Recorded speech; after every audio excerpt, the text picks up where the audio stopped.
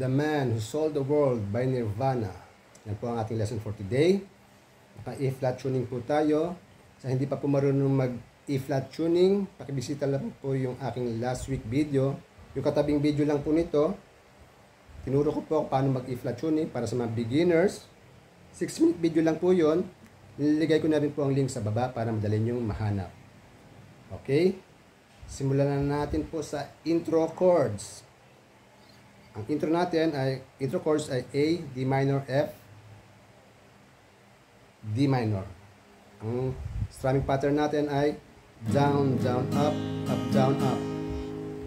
Isang repetition po yon sa A minor, D minor, tsaka F.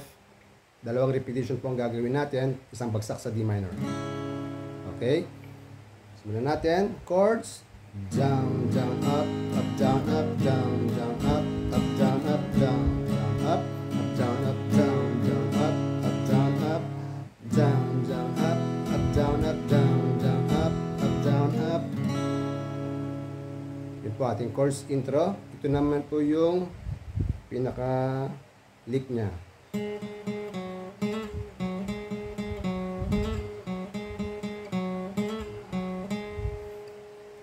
Yun po ay sa third strings lang ginamit natin.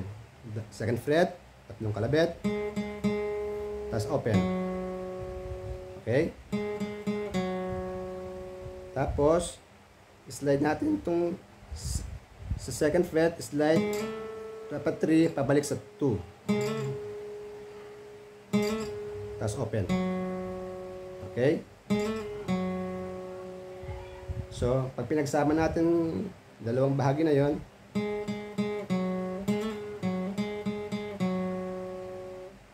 tuloy-tuloy lang po natin, continuous lang na gano'n, ha.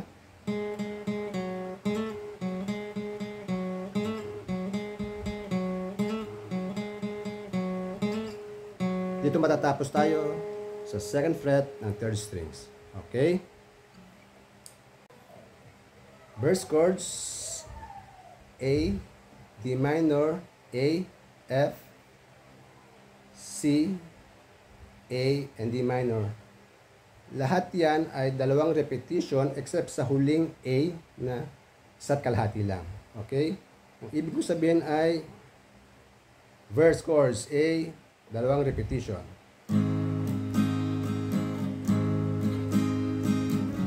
D minor, dalawa rin.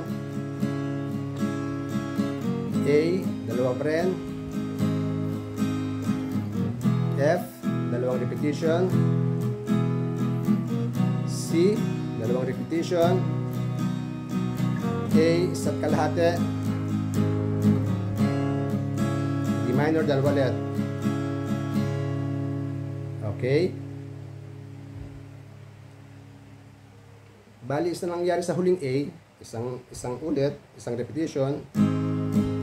Down, down, up, down, up, tapos down, down, up, D minor. Papasok na ang D minor. Bali, A,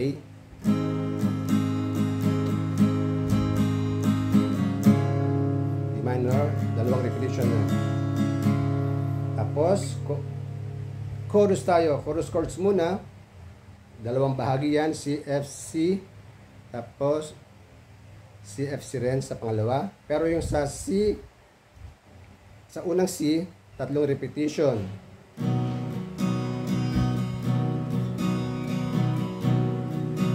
Isa sa F,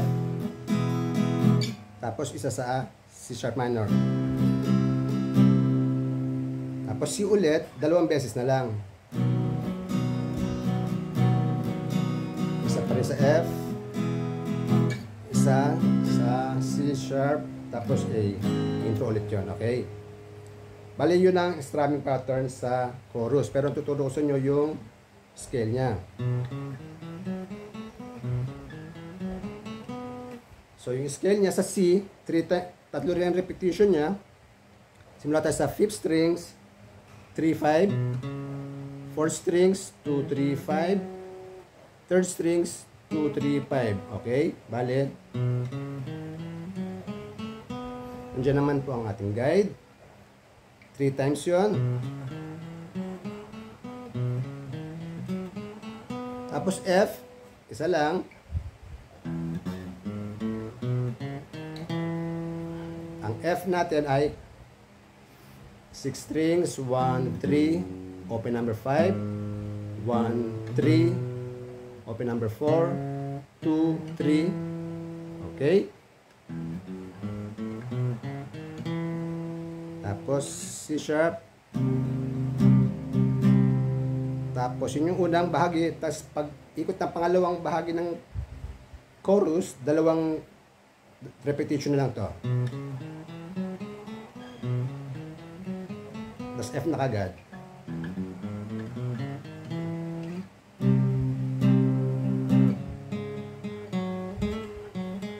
Tapos intro ulit. Okay? Pagkatapos ng intro, second verse, tapos repeat chorus, eksaktong kagaya nating chorus ng number 1 natin, okay? Same chorus, same strumming pattern. Pagkatapos ng second chorus, mag-intro ulit siya. Tapos babalik sa chorus, kalahati na lang. Isang repetition lang to, yung scale natin sa C. Tapos F.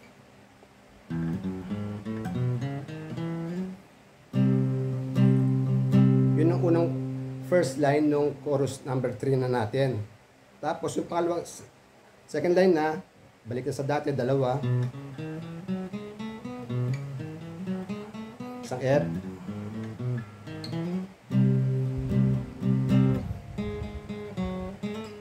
Balik ulit sa intro. Tapos papasok na siya ng solo. Diba? Paulit-ulit na ganun. So may dalawang bahagi akong hinati ko sa dalawang bahagi yung solo. Yung una, slide tayo sa third strings lang din ang gagamitin natin, ha. Slide tayo 10, 8 to 10. Tapos bagsak sa 10. Bagsak sa 9.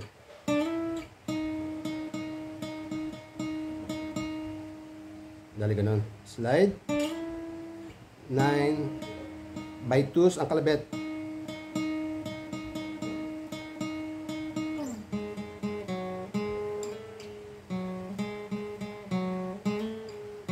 Okay. Ulit. Simula tayo sa intro natin. Tapos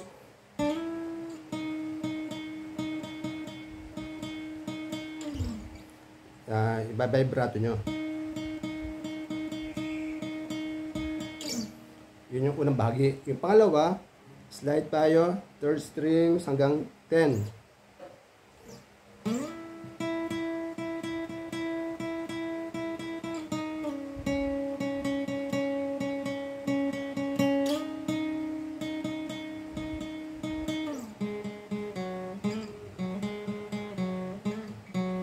Yun ay slide 10. Yung kalabit natin dito, parang kalabit din kanina, by 2. At lilagyan ng vibrato.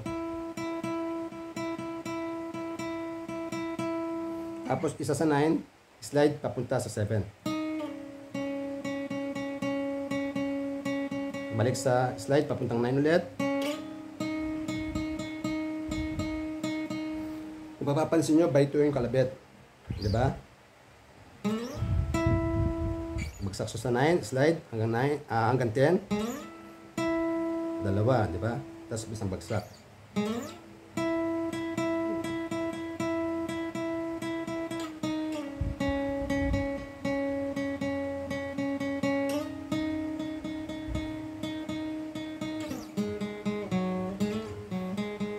Tapos repeat yun.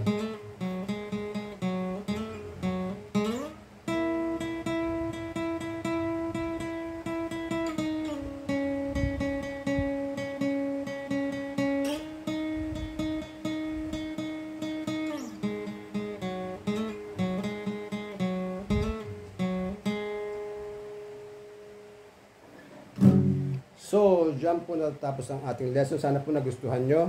Maraming salamat po sa panonood. Hanggang sa muli. Paalam.